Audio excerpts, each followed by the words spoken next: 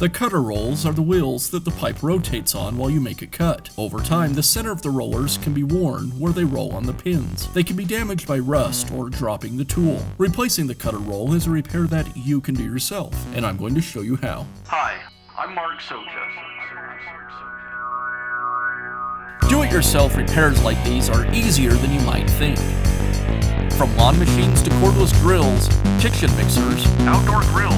our how-to videos walk you through each repair from start to finish. So doing it yourself means never having to do it alone. Let's get started. I'll begin by removing the old rollers from the pipe cutter. The rollers are secured with 2 retaining pins. I'll place the cutter over a couple pieces of 2x4, and I'll use a punch to remove the pins.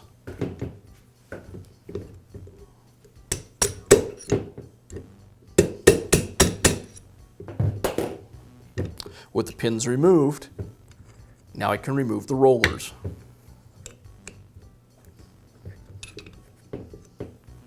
To install the new rollers, I'll align them one at a time with the casting, and then tap the pin back into place.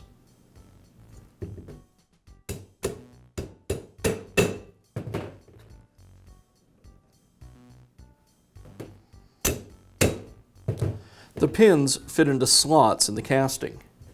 You may need to use some pliers to align the pin with the casting.